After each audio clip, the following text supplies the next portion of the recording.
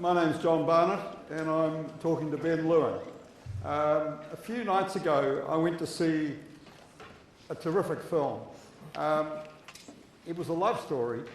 It was a story that spoke so much about the human condition and about the way that people relate to each other.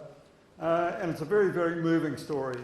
And Ben Lewin is the writer, and Ben Lewin is the director, and Ben Lewin is the producer of that film. And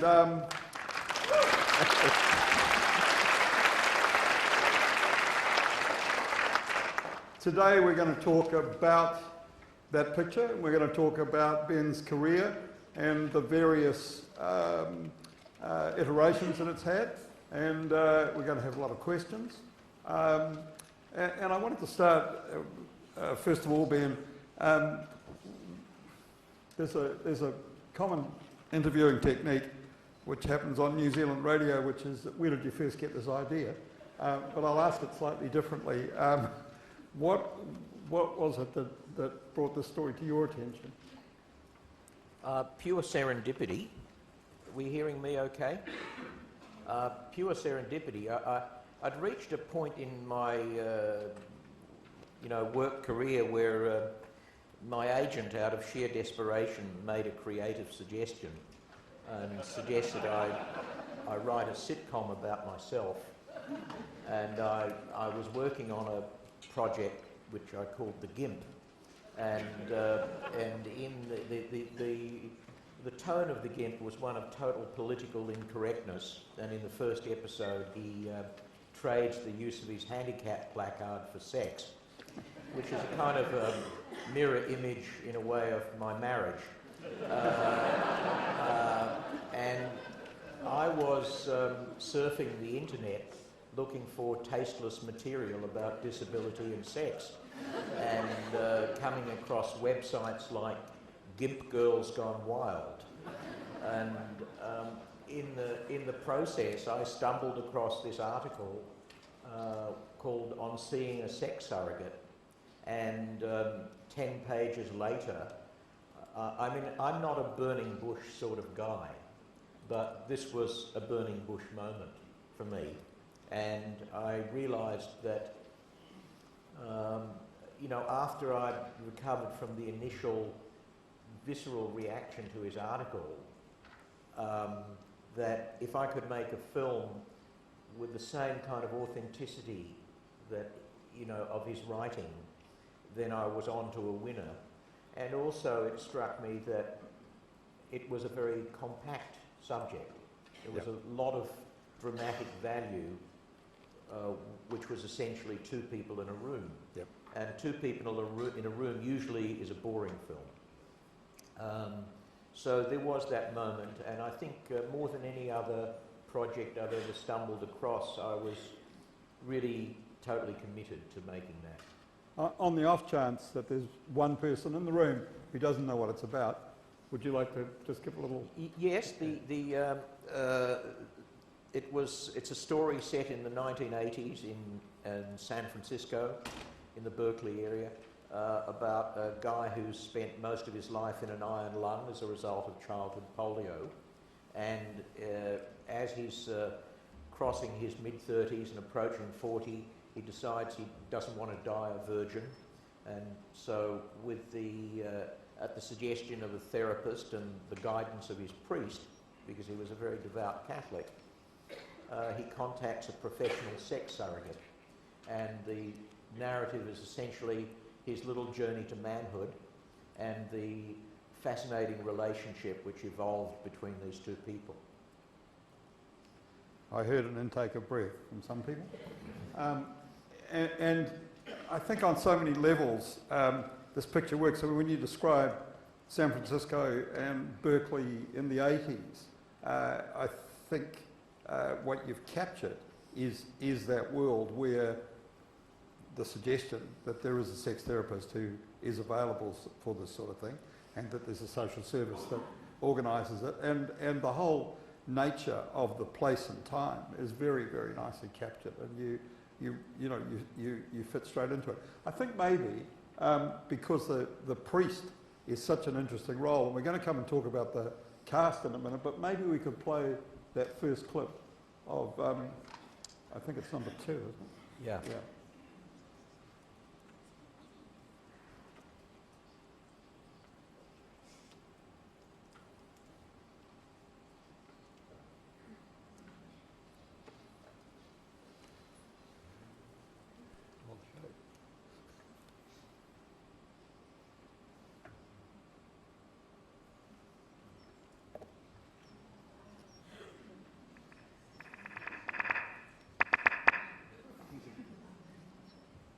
My penis speaks to me, Father Brendan. Sometimes I ejaculate during a bed bath in front of my attendants. All I feel is shame and mortification, while other men apparently get pleasure. I'm sorry if I sound angry. Don't worry about it. Go on.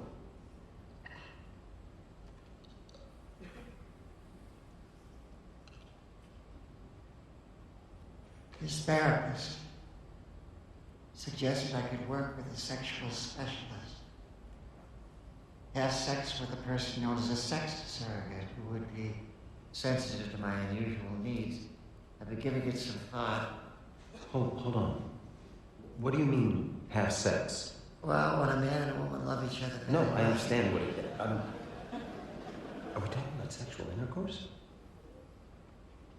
I think so. Outside marriage? I did do my best on the question of marriage.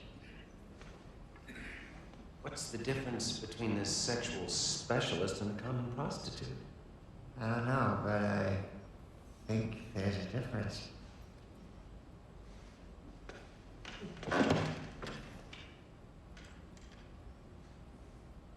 How old are you? 38. Why exactly now? I never had any cash before. That's an age factor. Yeah, probably getting close to my use-by date.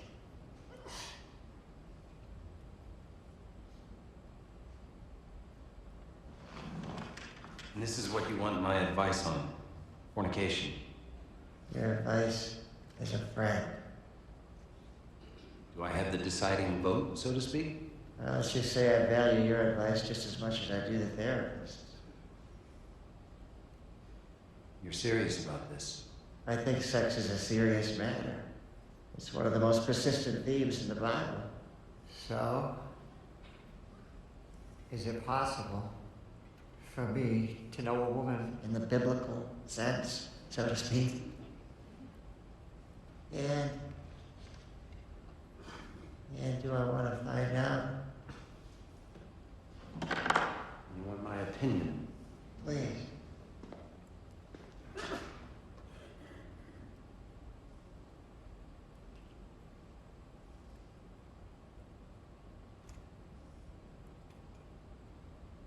In my heart, I feel like he'll give you a free pass on this one.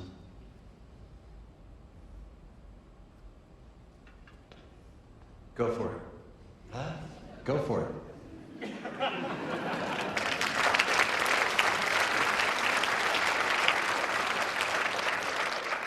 So, although the central character, Mark, has got this relationship with women, the relationship with the priest is really interesting because of the dilemma. And, you know, would you like to talk about that relationship? It comes from the text of his article, and that's one of the most fascinating moments when he says that the priest would give him a pass, or that I think the exact words were Jesus will understand. Yeah. And one of the apart from respecting the fact that this was an important aspect of his life, his devotion to Catholicism. I also found the character of the priest helped me with one of the central problems in the script, which was when I read one of the early drafts, it was awfully explicit, and as is his article, very explicit, and I thought, my God, how many on-screen ejaculations can you have? And In this kind of film. yeah, in any kind of film.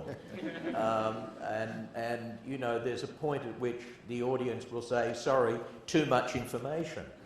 And I found that although I wanted to maintain the kind of mechanical process of having sex as being, you know, a major storyline, I was able to shift some of that very explicit detail into the confessional. Yeah. And out of the bedroom. And so as in successive drafts, the priest became a more and more important figure. I also believed in the reality of that character because this was, after all, as you point out, Berkeley.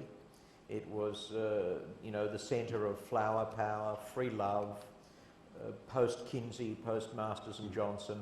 And I found it completely plausible that there would be a hippie priest who would stray from dogma, and in fact represent you know, a humane side of the religion.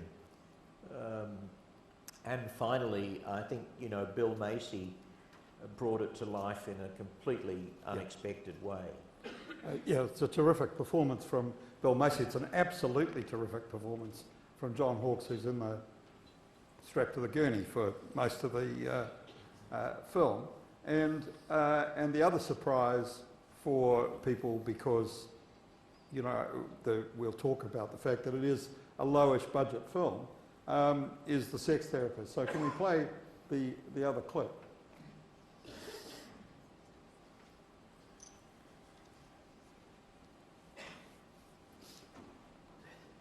This is well into their sessions. I think this is after their third session together.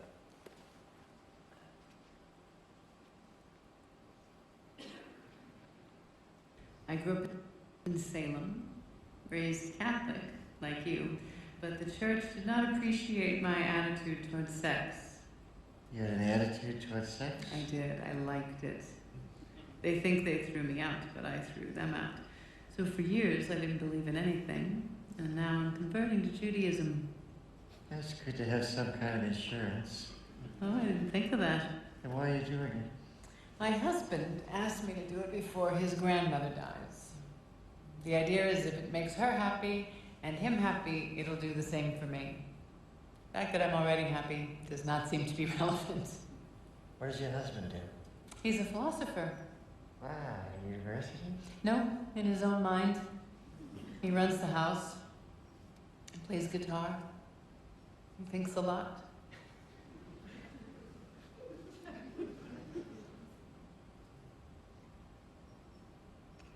It's getting late.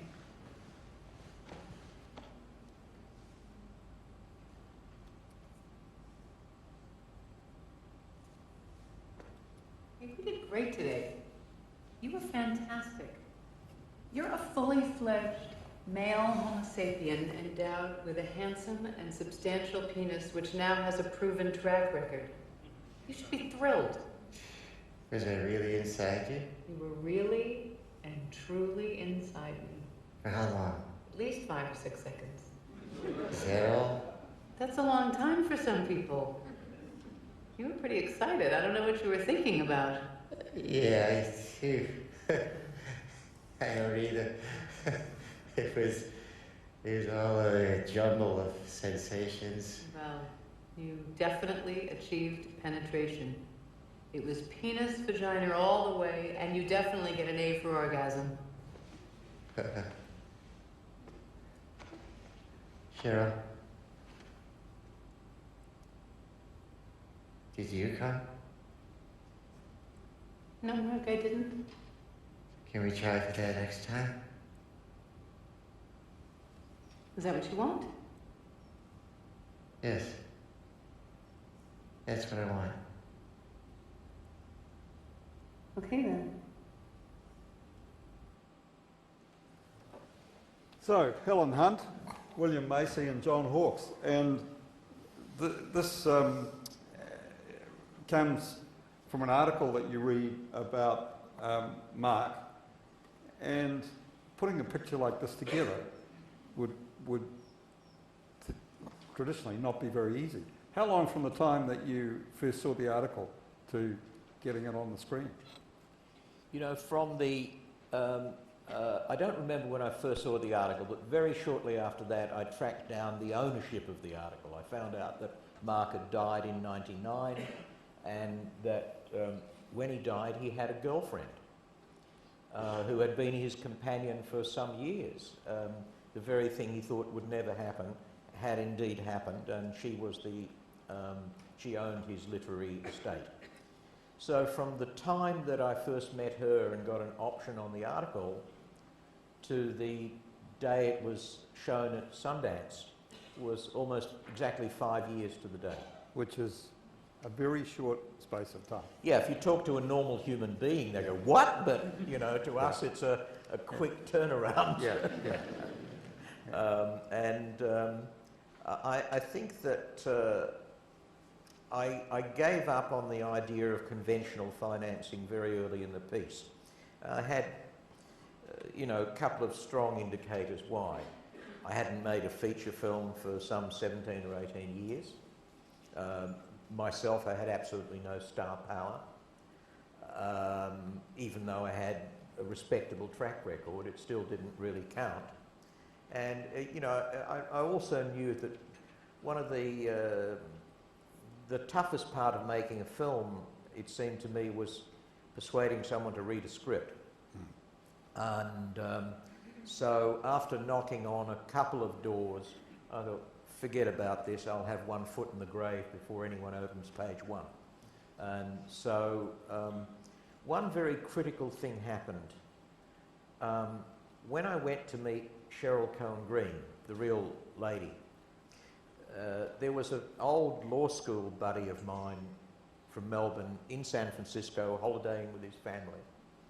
And I said, come along and have a listen, this will be interesting. So after spending the better part of the afternoon with Cheryl, in which he was totally silent, afterwards he said to me, what are you going to do here? He said, I want to make a film, a low-budget movie. And without, you know, further ado, he said, I'll be good for about 20% of whatever it costs.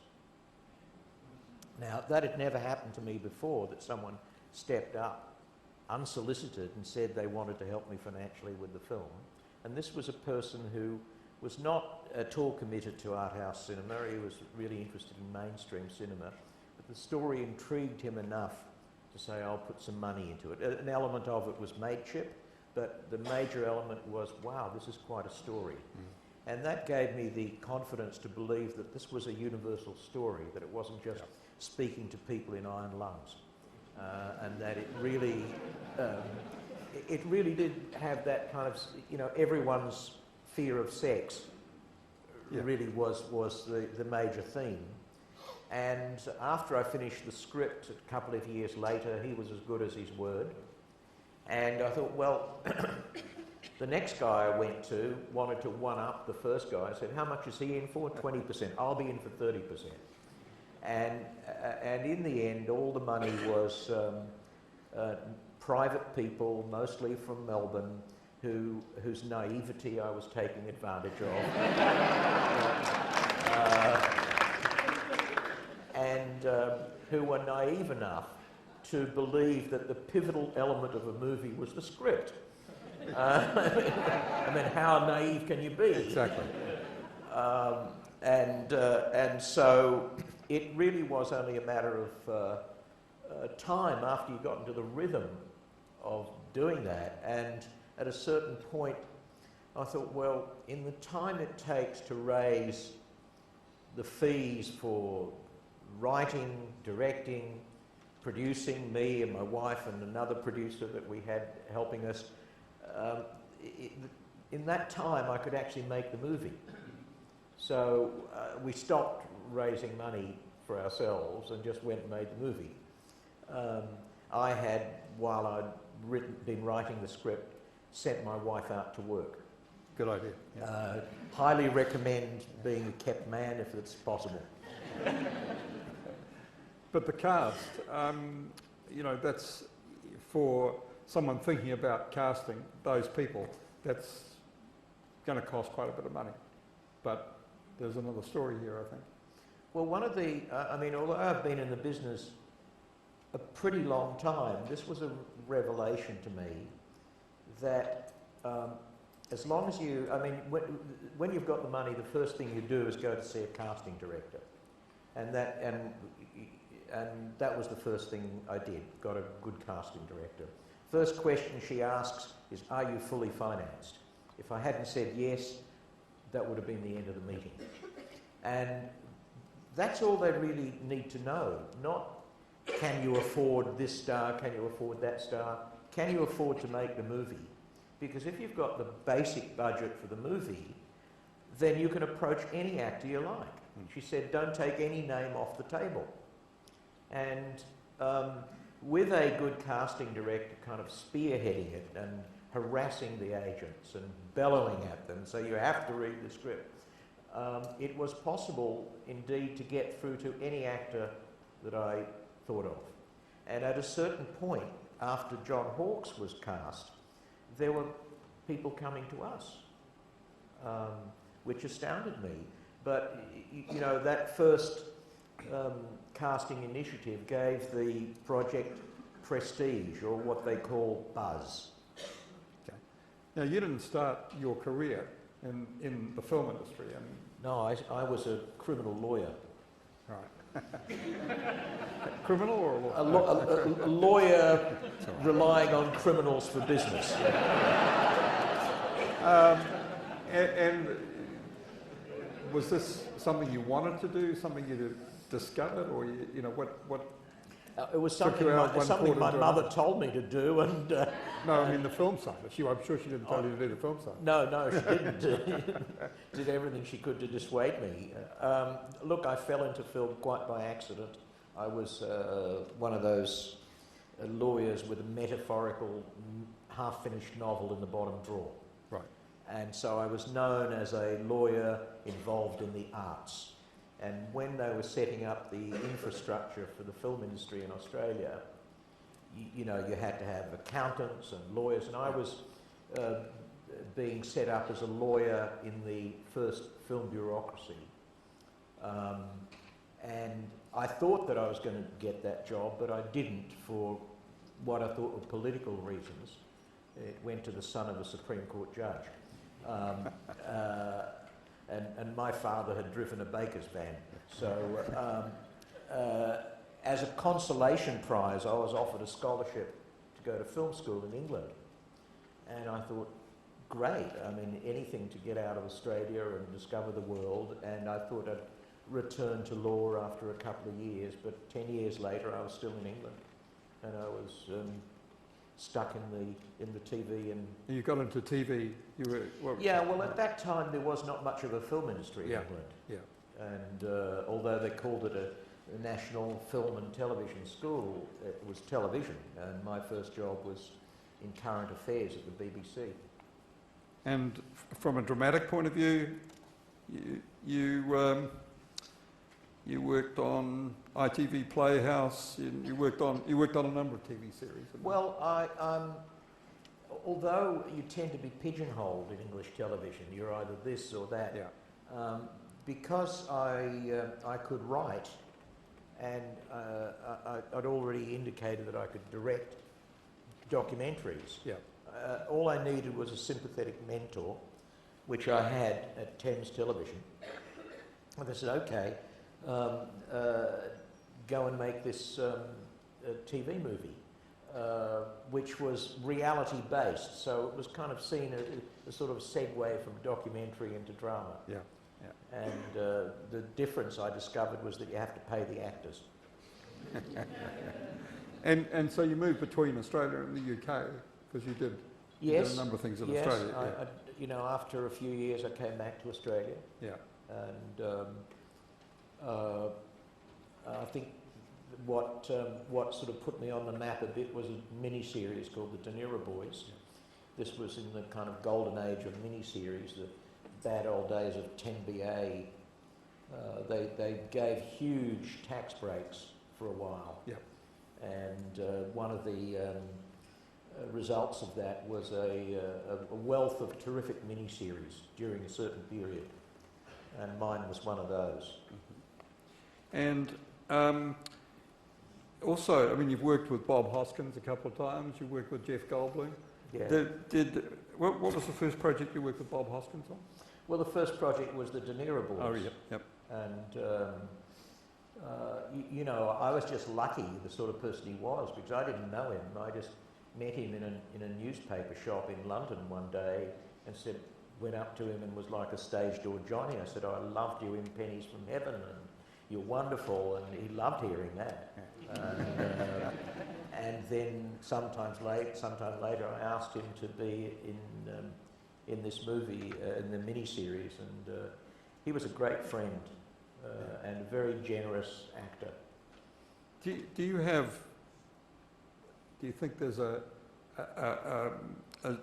genre or an area that you like to write about, or that you would like to direct, that you feel that you've either got something to say or feel more comfortable with, or? I'm still looking for it. Okay, good. Yeah, that's good to hear. I know that for a large part of my career, I avoided things about myself. Yep. I always wanted to look outwards at what other people's lives were about, and I think it was part of a kind of sense of denial about disability. You know, yeah. I didn't want to be, of all things, a disabled expert. Yeah, yeah. And you wrote, I mean, things like Ally McBeal and Sea Change, which are, you know. I directed those. Directed I didn't write them. Yeah. Yeah, but that's like work. That's gun for hire work. Yeah. And I wish I'd had more of it, because it's less stressful than you know, doing something which is a labour of love. But you had a spell where none of the cards fell the right way out. Yeah, I had. There were times when there were, you know, long gaps between drinks, and I think I must have been about 8 years at least. I didn't get any work, and I became quite an effective watch dealer. Yeah. Do you want to talk about that for a minute? Because well, it's a different kind of thing, you know. Yeah, I mean, I felt. I mean, I became fascinated with watches during this film, The Favour of the Watch and The Very Big Fish. And I thought, well, yeah, I do need a hobby. And I started to be a watch collector. And then when we went to live in America and life became a roller coaster, I had, you know, I thought, I can't be a collector. I've got to become a dealer if I want to earn a living. And I found out that the same kind of gift of the gab, if you like, that you need in films, could apply to selling watches. You know, one way or another, you were selling something that people didn't need.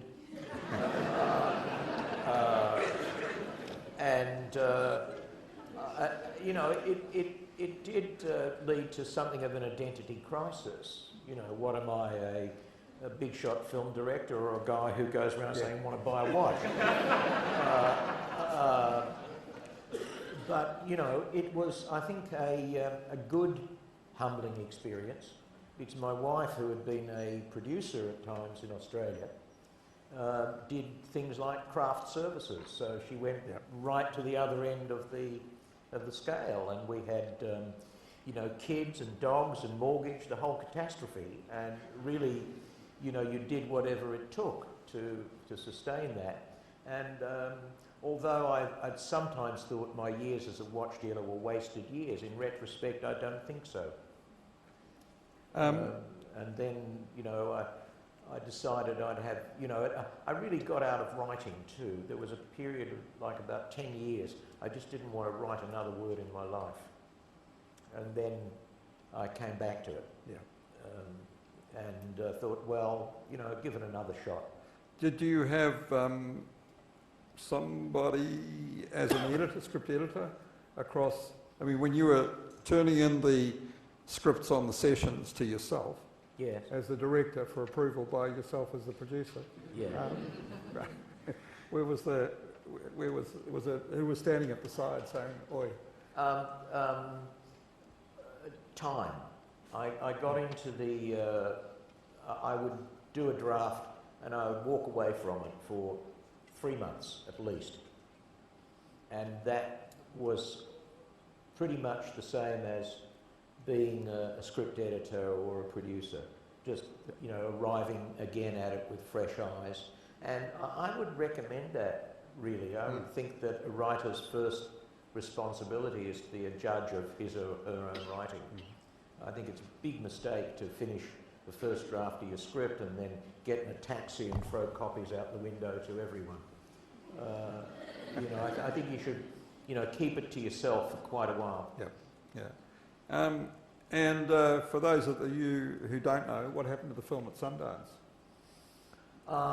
Everything that wasn't supposed to happen. Our sales agent at Sundance was CAA, the big talent agency, and they kept saying, "Oh, this is going to be difficult and difficult." I kept hearing this word "difficult" all the time, and assuring us that you know, the good old days were over. No more standing ovations, no more bidding wars, no more late night negotiation, and you know, it's exactly what happened. We had this huge theatre of 1,300 people, and you know, they all got to their feet and really roared like a football crowd. I'd never been part of anything like this before. And right after the screening, it began. You know, numbers started flying around, and by midnight that night, I mean, within 10 hours, there was a deal on the table. My wife and I were riding through the snow and this eerie atmosphere with a contract on our lap. I don't know, John Hawkes described it as a charmed event. It was. It wasn't just a fluke in the sense that our other producing partner in America was very well connected. Not exactly a hands-on producer, he left all the heavy lifting to us. But he knew everyone knew him, and we had Sundance selectors visiting us on the set while we were shooting the film. And they take a very proactive position. If they really like a film, they're going to, you know, push it and be quite partial and open about that. And that was a surprise to me, how much they supported it and were part of the success story. And did the notion of the lower budget film, was that helpful when you were promoting the film at Sundance? In the context of Sundance, people made films a lot cheaper than me. I mean, there was one guy I met there who said that it cost him more to bring the film to Sundance than it did to make it. I mean, my eyes were opened to the new phenomenon of guerrilla filmmaking. Do it as best you can. I mean, there were no holds barred, and I was aware that I was competing with a new generation of filmmakers who were prepared to do it more cheaply than anyone could imagine. And that was the nature of a lot of Sundance films. I wish that, you know, I don't know how it is in New Zealand, but I wish the Australian film industry would catch up to that sense of how independent movies are being made these days. But that's the way it is. Although by any standards we were low budget, there was lower than us. And who's picked it up worldwide? Fox Searchlight. And when's it being released?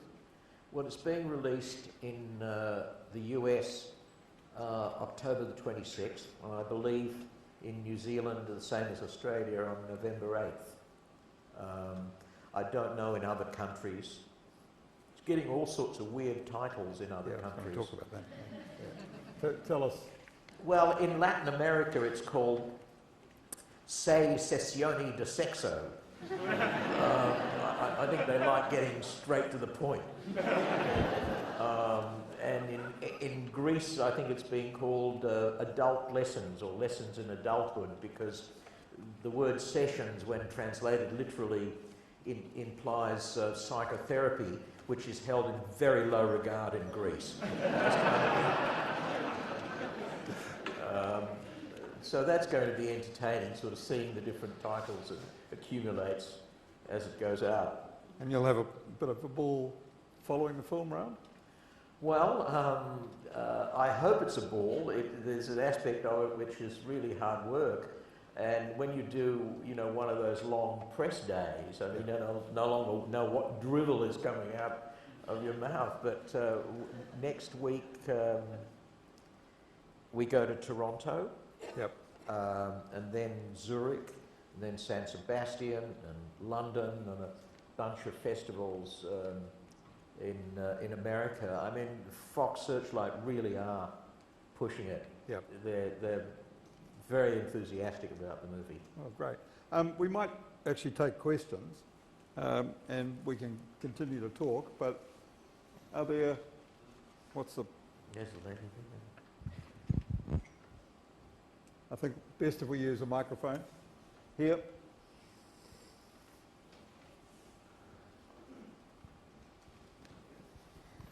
Hey Ben, just interested when you were saying that for years you didn't want to write about disability. What changed your mind? What turned you when you wanted to start writing your comedy about the Gin? It began when there was the first cycle of International Year of the Disabled Person, and I was asked to direct some commercials in Australia for that, and I guess it sort of broke the ice in that sense, and it wasn't as big a bogey as I thought it was. And then I did write and direct a sort of well, it started off as a kind of biographical film, but I couldn't deal with it at that level, and it became a film about a woman, and it became a romantic comedy. So I still couldn't accommodate the idea of any kind of pathos. But again, it was one step further into it. By that stage, I thought, well, maybe my own experience is also material for entertainment.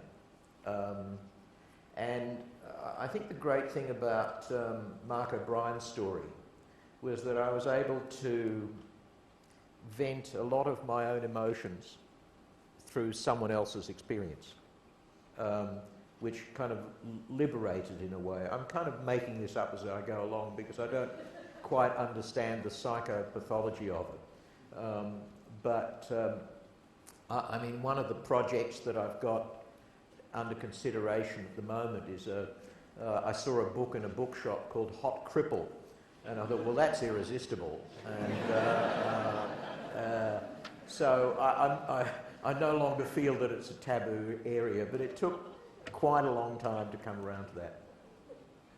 I'm interested with just going back to the casting for a moment, because as CAA said to you, when you've got a story like this and you get it on, you know, getting it on screen is significant, but there are all sorts of reasons why that people can find not to want to buy it. You know, that they're all going to say, you know, I don't know who the audience is, I don't know where we're going to program it, and so the cast are really important in this. And at what point would you have settled for something less than you had? If you, for instance, with the money that was available and the topic, if you hadn't had Helen Hunt, William Macy, John Hawkes, this film would be playing in a different space. Well, I think I had a level of commitment to the story, which I mean, it's hard to know how you're going to act in retrospect, but I think I would have made the film for $100,000 with totally unknown actors if I'd had to do it that way. I think that the path it took was a stroke of good fortune. And as the movie progressed, we acquired friends who became very personally engaged with it. I mean, the casting director would get more upset about disappointments than I would. I mean, you know, the short answer is I would have done it with anybody because I felt the story itself was the star of the film. Yeah. But certainly having, you know, some of the world's best actors makes a difference. Yeah. Okay.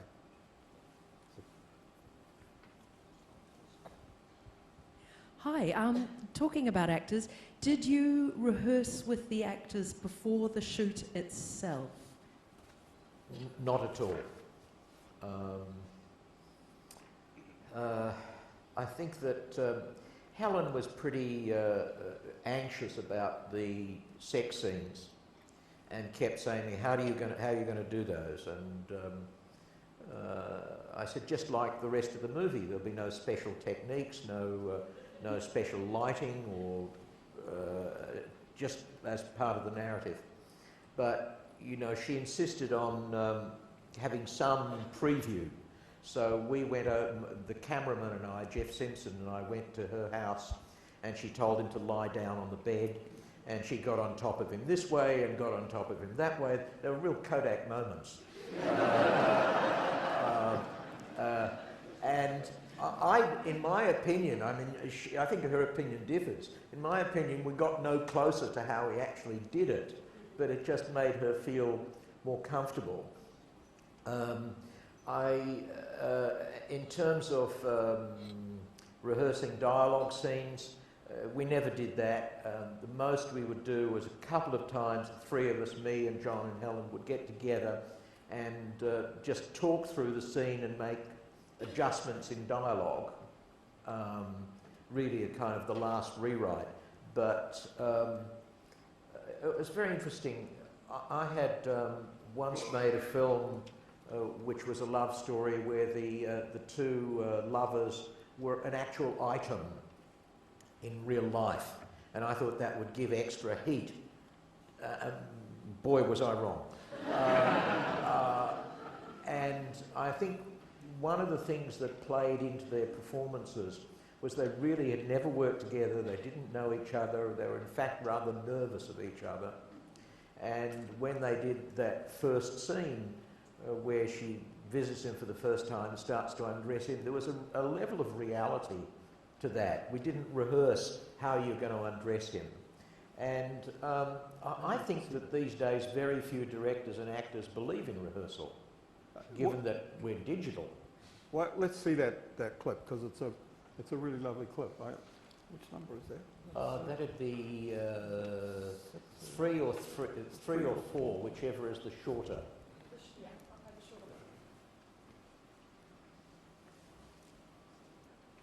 Yep.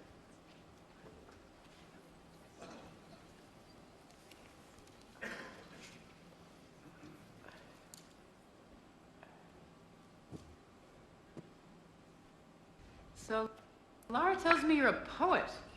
What's it like to be a poet? It's a way of living inside your own head, which is where I spend most of my time. But not today. Nice shirt, by the way. Thank you. So I'm going to ask you some basic questions, okay? Sure. Explain to me so that I really understand exactly what the iron lung is for. Well, it keeps me breathing. I can spend a few hours outside of it with my portable respirator, depending on how I feel, but I work and sleep in the iron lung. And how do you feel right now? Out of my league. I meant your breathing. Ah, fine.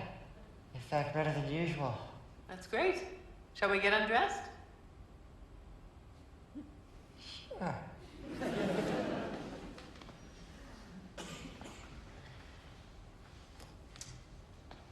So it's good for me to... Did that hurt? Not yet.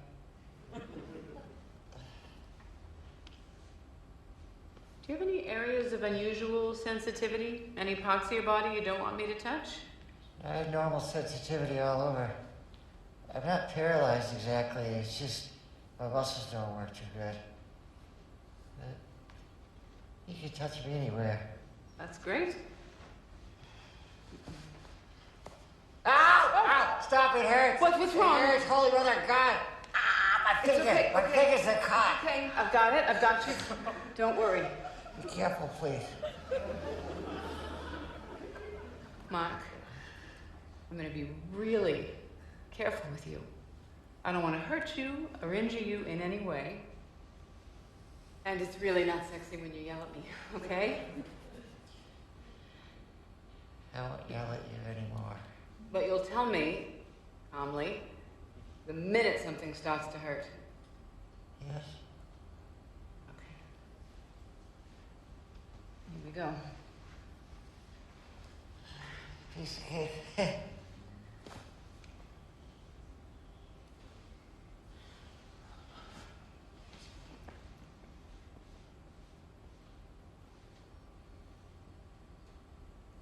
Nice shirt. You already said that. Did I?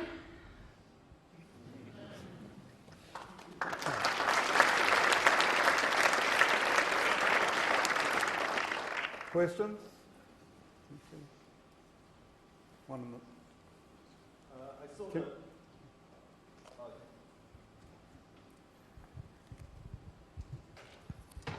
I saw the film on Thursday and took a friend, and we both really loved it. So thanks for that.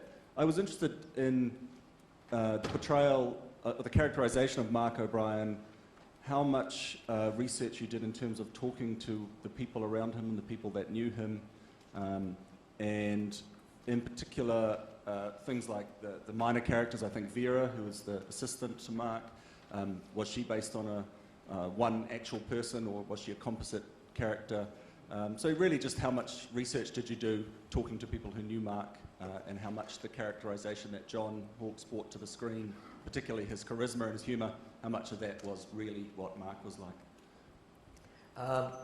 My own research was limited to reading everything that Mark wrote to get some insight into him as a writer and how his mind worked. My main window into who he was, how he spoke, how he felt, was Susan Fernbach, who was the woman who was his lover and companion and literary partner for the last few years of his life. She and I became sort of literary soulmates, and she was a real window for me, as much as it was possible to have one into him.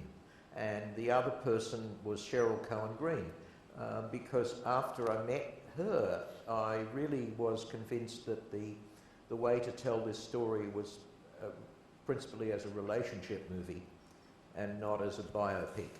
And I didn't feel that I needed to know everything about Mark from every angle. The character of Vera was a total fiction. I mean, he had various carers. I read about some of them and got a sense of, you know, the sort of parameters of the characters, but she was a total construct. I felt that being an Asian woman was something that fitted quite well into San Francisco, and also the motel clerk was a complete invention. The other character that was a real part of his life was the first carer, the one he sort of fell in love with, who broke his heart. Again, that was really gleaned from his writing. I didn't try and seek her out. The priest was really something that was a suggestion from his writing, and the character itself was a construct. At a certain point, I really did realise I was telling a fictional story about true people and true events, but still I was aiming at a dramatic result, not a documentary result. And although I wanted the blessing of the two people who were most relevant, in other words, Susan and Cheryl, so they were the first people who saw the script.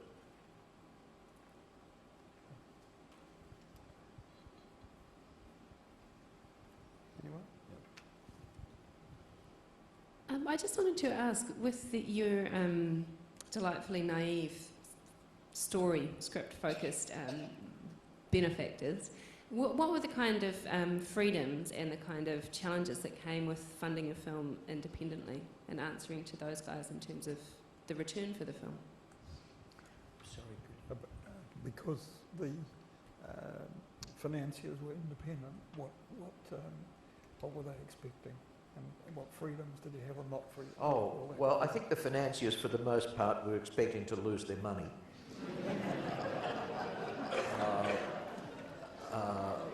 And they were very gracious about it.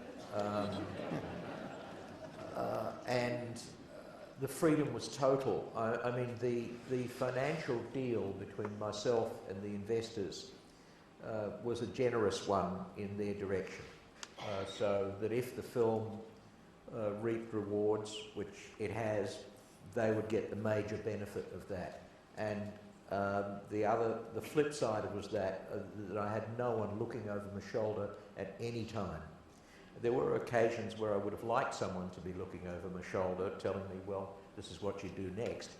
But overall, I think that experience of total creative and administrative freedom, it was very important. I couldn't blame anyone for anything.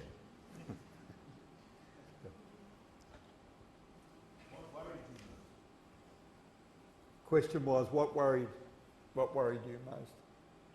About what? What worried me most about the shoot? I was worried that the cameraman was having to do too much work because a lot of the crew were inexperienced, and he was saying, well, that he wished that they'd had at least a basic grasp of C-clamp technology. And after a few days into the shoot, he said, Jeff, are you all right? You mean you're doing too much running around? And, oh yeah, I'm fine. And I said, a stupid question it seemed at the time. I said, are you enjoying yourself? And he said, I'm having a fantastic time. Now, this is a cameraman who's shot big films all over the world, and for him to say that to me really wiped all my worries off the table. So that was my initial worry, and I think once we were shooting and underway, I was determined to kind of have a somewhat zen attitude and saying, maybe for the first time in my life I'm going to enjoy shooting a film. I think one of the things, we'll get to the question, one of the things that you mentioned before about two people in a room, which can be boring, but also what it meant was that the budget could be constrained. And the moments that you leave the room, whether it's with the therapist or his own room, you really have a sense of his confinement, and you have a sense of how difficult the rest of the world is, but you don't have to be out there very often. And I think it's something we talk about a lot here, about looking for stories that can be told inside these parameters, and that it's feasible to do it, and feasible to realise something of this stature. There was a question at the back, I think. Just given your experiences having come off a film that you've actually managed to successfully sell out into a wide territory market, and you've funded it yourself, all that kind of thing, but also your experiences seeing a new wave of filmmaking approach that you were then saying that you're wondering if Australians were going to take it on. Has that influenced your decision into your next project? Are you considering a next project with that? I'm not hearing it. What Are he you said, hearing it, John? What he said is that having seen at Sundance the new wave of filmmakers making things for nothing, and would that experience or would that insight influence the next project for you?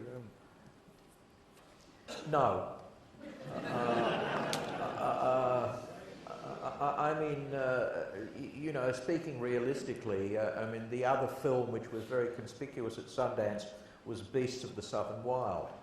Now, this was made by a guy who started doing it when I think he was about 23 years old. He's now 29. It took him about 6 years to make the film. He spent 2 years editing. I mean, I would not be able to do that. I would not want to do that. I just don't have the stamina to do it. And you know, that in itself tells you you need an incredible amount of stamina and youth on your side to be able to weather that. What I want to do now is get paid.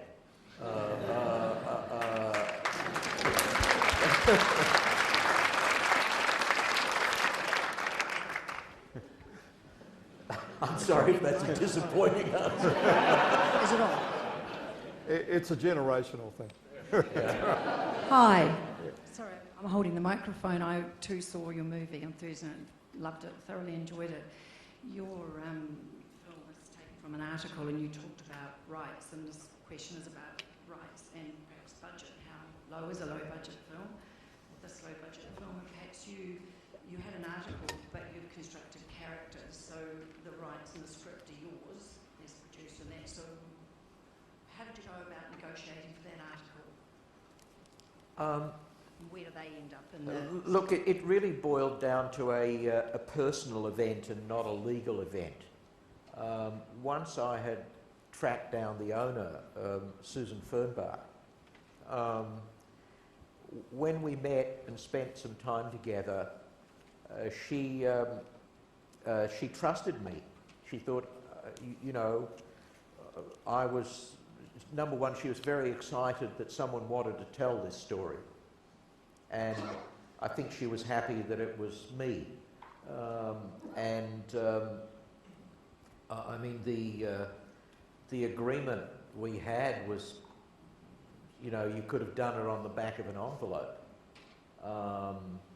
Although, you know, it covered the bases. I mean, essentially she gave me a free option and kept extending that as necessary in exchange for, you know, a cash price when the film was, you know, usually it's first day of photography, you're due to pay your rights. And she also has some points in the profits. So in the end, it was a fair deal. But, you know, at the beginning, it's all just on a wing and a prayer. And her interest was not in the money. I mean, she was just... I mean, she regarded her years with Mark as magic years. And was quite surprised and excited that I wanted to tell this story. Similarly with Cheryl Cohen-Green, the life rights aspect of it. I mean, the paperwork can be daunting because it says usually we own you forever, everywhere, for every reason, and it was again just one of those do I trust him or not things. You know, the legal stuff comes after when you sell the film. I mean, if your film is a bomb, then you've got no problems. But if you sell it, then there's a lot of paperwork, and we're still doing it. So retrospectively, you can achieve these things? Retrospectively, As you solve it now, you are faced with... I'm no longer in control of it. I'm now, you know, in collaboration with Fox Searchlight. They're the owners of the movie, the lot. They bought the world rights. It's their movie. And, you know, we have a mutual interest in its success, but I'm no longer the owner. I'm looking over their shoulder, yeah. I think, is that about it, Adam? Yep. I'm looking for a yes. Look, on behalf of you all, I want to thank Ben for his time and his generosity, and I urge you all to go and see the movie. Thank you very much. Thank you.